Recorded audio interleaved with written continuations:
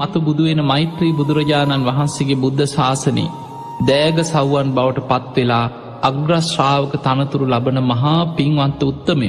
අසංකේයකුත් කල්ප ලක්ෂයක් පාරමී පුරාගෙන එනවා. දැනටමත් තුසිත දිවිය ලෝකයේ ඒ පාරමී පුරාගෙන වැඩඉන්නවා මතු බුදුවන මෛත්‍රී බුදුරජාණන් වහන්සේට නියමිත කාලයේ පැමිණෙනතෙක්. පිංහතුනී ඒ අතර අපි දන්නවා දුටුගැමුණු රජතුමා. සද්ධාතිස්ස රජතුමා ගැන ගත්තොත්. මේ දෙන්න තමයි මතු බුදුවන මෛත්‍රී බුදුරජාණන් වහන්සේට අනාගතයේ දෑග සව්වන් බවට පත්වෙන් අග්‍රශ්‍රාවක දෙනව බවට පත්වෙන්. දුටුගැමුණු රජතුමා කියන්නේ අසංකේයකුත් කල්ප ලක්ෂයක් පාරමී පුරාගෙන යන බෝධිසත් අගසව් තනතුරක් ප්‍රාර්ථනා කරගෙන.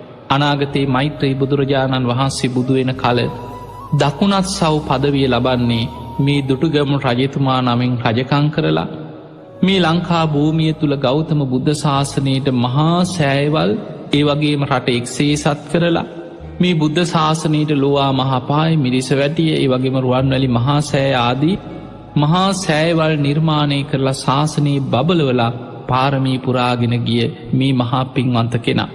ඒවගේ මයි එදා සහෝදරය හැටියට මලනුවන් හැටියට විහාර මහාදේවයගේ කුසින් බිහිවෙච්ච සද්ධාතිස්ස රජතුමා. අනාගත මෛත්‍රී බුදුරජාණන් වහන්සේ බුදුවෙන කල වමත් සව් පදවිය ලබන වග ඉතිහාස පොත්වල සඳහන් වෙනවා. මෙන්න මේ චරිත දිහා අපි අධ්‍යයනය කරලා ගත්තහම විහාර මහාදේවිය කාවන්තිස්ස රජ්ජුරුව ගැන ගත්තත් ඉතිහාසෙ සඳහන් වෙන්නේ මේ අය මතු බුදුවන මෛත්‍රී බෝසතාණන් වහන්සේගේ ගිහි කල මෑනියම් බවට පත්වෙන්න පියාණන් බවට පත්වෙන්න කල්ප ලක්ෂයක් පෙරුම්පුරාගෙන යන මහා පින්වන්ත